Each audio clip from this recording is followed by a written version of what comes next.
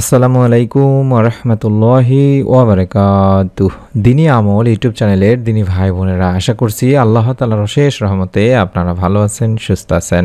আলহামদুলিল্লাহ আলহামদুলিল্লাহ আলহামদুলিল্লাহ। গত জুমার রাতে আমরা একটি ছোট্ট দোয়ার আমল করেছিলাম 2 রাকাত ফরজ নামাজের পরে, অর্থাৎ রাতের সুন্নত নামাজ আদায় করার পরে এই আমলটি আপনারাও যদি করতে পারেন, আল্লাহ তাআলা ইনশাআল্লাহ আপনারও মনের নেক আশা পূরণ করে দেবেন।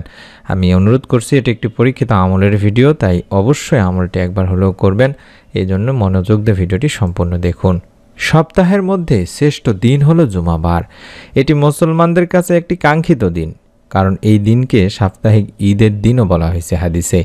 সৃষ্টি জগতের শুরু থেকে এই দিনটি খুবই গুরুত্বপূর্ণ। জুমাবার শুরু হওয়া থেকে শেষ হওয়া পর্যন্ত বেশ কিছু ফজিলতপূর্ণ আমল রয়েছে। বৃহস্পতিবার দিবাগত রাতটি হলো জুমার রাত, কারণ আরবি মাসের হিসাব অনুযায়ী বৃহস্পতিবার মাগরিব থেকে শুক্রবার শুরু হয়। এই রাতটি দোয়া কবুলের উপযুক্ত একটি রাত। আব্দুল্লাহ ইবনে উমর রাদিয়াল্লাহু তাআলা আনহু বলেন, 5টি রাত এমন রয়েছে যে রাতের দোয়া ফিরিয়ে দেওয়া হয় না, অর্থাৎ কবুলই করা হয়। 1 নম্বরই হলো জুমার রাত। তাহলে বুঝতে পারছেন যে এই রাতের দোয়া আল্লাহ রাব্বুল আলামিন কখনোই ফিরিয়ে দেন না, বান্দার দোয়া কবুল করেই থাকেন। যদি আপনার চাওয়া নেক হয়ে থাকে, তাহলে আল্লাহ রাব্বুল আলামিন আপনাকে অবশ্যই অবশ্যই আপনার মনের নেক আশা পূরণ করেই দেবেন। তেমনি হযরত ইবনে আব্বাস রাদিয়াল্লাহু তাআলা আনহু থেকে একটি দীর্ঘ হাদিসে আল্লাহ রাসূল সাল্লাল্লাহু আলাইহি ওয়াসাল্লাম বলেছেন, হে আলী, শুক্রবার রাতের শেষ তৃতীয়াংশে সাহস করে উঠে পড়ো, কারণ এটি একটি গুরুত্বপূর্ণ সময় এবং এতে দোয়া কবুল হয়। তাহলে বুঝতেই পারছেন, যদি আমরা শেষ রাতে অর্থাৎ এশার নামাজ আদায় করার পরেও যদি আপনারা করতে পারেন, অথবা বাংলাদেশের সময় শেষ রাত বা তাহাজ্জুদের সময় রাত 3টা থেকে ফজরের আগ পর্যন্ত এই সময়টিতেও যদি ঘুম থেকে উঠে 2 রাকাত নামাজ আদায় করে কয়েকবার দরুদ ও ইস্তেগফার পাঠ করে এই ছোট্ট দোয়ার আমলটি করেন মনের নেক আশা পূরণের, আল্লাহ তাআলা ইনশাআল্লাহ আপনার দোয়াও কবুল করবেন। আপনারা, আমি নিয়মটি শিখিয়ে দেব, আগে দোয়াগুলো শিখিয়ে দেই। যেমন যে দরুদটি পড়তে হবে, যে কোনো দরুদ আপনি পড়তে পারেন, চাইলে আল্লাহুম্মা সাল্লি আলা মুহাম্মাদিন ওয়া আলা আলি মুহাম্মাদ এটিও পড়তে পারেন। অন্তত কম করে হলেও 11 বার তো অবশ্যই পড়ে নেবেন। আল্লাহুম্মা সাল্লি আলা মুহাম্মাদিন ওয়া আলা আলি মুহাম্মাদ, আল্লাহুম্মা সাল্লি আলা মুহাম্মাদিন ওয়া আলা আলি মুহাম্মাদ এভাবে পড়বেন। তারপরে মনের নেক আশা পূরণের দোয়াটি পড়বেন কম করে হলেও 3 বার। দুনিয়াতে আমলি জীবনযাপনই আল্লাহ তাআলার কাছে সবচেয়ে বেশি প্রিয়। আল্লাহ মানুষকে শুধুমাত্র একমাত্র ইবাদতের জন্যই সৃষ্টি করেছেন, আর আমল ও দোয়ার মাধ্যমেই আল্লাহর নৈকট্য অর্জন করা সম্ভব। আল্লাহ সেই বান্দাদের সবচেয়ে বেশি ভালোবাসেন যারা তার কাছে চায়, আর যারা চায় না তাদের উপর তিনি অসন্তুষ্ট হন। তাই কল্যাণের যে কোনো কিছুই আল্লাহ তাআলার কাছ থেকে চেয়ে নেওয়া যায়, তবে এক্ষেত্রে অবশ্যই ধৈর্য ধরতে হয়, কারণ আল্লাহ বান্দার উপযুক্ত সময়ে উপযুক্ত জিনিস দান করে থাকেন। অর্থাৎ যখন যেটা বান্দার জন্য কল্যাণকর হয়, প্রয়োজন হয়, তখনই আল্লাহ তাআলা তাকে সেটা দান করে থাকেন। তাই তো আল্লাহ রাব্বুল আলামিন বলেন, নিশ্চয়ই অবশ্যই মানুষকে সৃষ্টি করা হয়েছে অস্থির করে।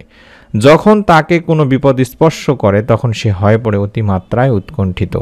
অর্থাৎ আপনার যখন কোনো কিছু প্রয়োজন হয়, আপনি যখন এটা পান না, তখন মানুষ যে অস্থির হয়ে যাবে এটাই স্বাভাবিক, এভাবেই সৃষ্টি করা হয়েছে। তাই আল্লাহ রাব্বুল আলামিন সূরা মাআরিজের 19 থেকে 20 নম্বর আয়াতে এটি বলেছেন, আল্লাহর রহমত থেকে আমাদের তাই কখনো নিরাশ হওয়া যাবে না। সর্ব অবস্থায় আপনাকে আল্লাহকে স্মরণ রাখতে হবে, এবং আল্লাহর দয়া অনুগ্রহের চাদর যে আমাদের সবসময় আবৃত করে রাখেন। বান্দার যে সময় যেটা প্রয়োজন ও কল্যাণকর, আল্লাহ তাআলা তখনই সেটা দান করেন। তার জন্য আপনাদেরকে অবশ্যই অবশ্যই চাইতে হবে বেশি বেশি, এবং মনের মধ্যে এই বিশ্বাসটি শতভাগ থাকতে হবে। আল্লাহ তাআলা বলেন, যদি তোমাদের উপর আল্লাহর অনুগ্রহ তার দয়া না থাকতো, তাহলে তোমরা ধ্বংস হয়ে যেতে। আর নিশ্চয়ই অবশ্যই আল্লাহ অধিক তওবা গ্রহণকারী, প্রজ্ঞাময়। তাই যার যা প্রয়োজন, যার যার মনের নেক আশা প্রয়োজনের জন্য আল্লাহ তাআলার কাছে আপনারা চেয়ে নিতে পারেন। তেমনি একবার হযরত আনাস রাদিয়াল্লাহু তাআলা আনহু বিশ্বনবী সাল্লাল্লাহু আলাইহি ওয়াসাল্লামের সঙ্গে বসা ছিলেন। তেমন সময় এক ব্যক্তি এসে নামাজ আদায় করে নিচের এই দোয়াটি পাঠ করলেন। এটি আপনাদেরকেও 3 বার পাঠ করতে হবে, চাইলে দেখে দেখেও পড়তে পারেন। এটি হলো মনের নেক আশা পূরণের পরীক্ষিত একটি দোয়া।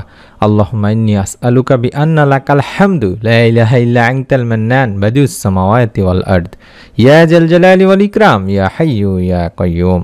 এইভাবে অন্তত 3 বার পাঠ করবেন। এটি হলো ইসমে আজম। ইসমে আজম হচ্ছে মহান রব্বুল আলামিনের এমন এক নাম, যে নামে আল্লাহকে ডাকলে আল্লাহ তাআলা তার ডাকে সাড়া দিয়ে থাকেন এবং তার নামে যদি কোনো কিছু চাওয়া হয় তার চাওয়া পূরণ হয়ে থাকে। অর্থাৎ আল্লাহুম্মা ইন্নী আসআলুকা বিআন্না লাকাল হামদু লা ইলাহা ইল্লা আনতাল মান্নান বাদিউস সামাওয়াতি ওয়াল আরদ ইয়া জাল জালালি ওয়াল ইকরাম ইয়া হাইয়্যু ইয়া কাইয়্যুম।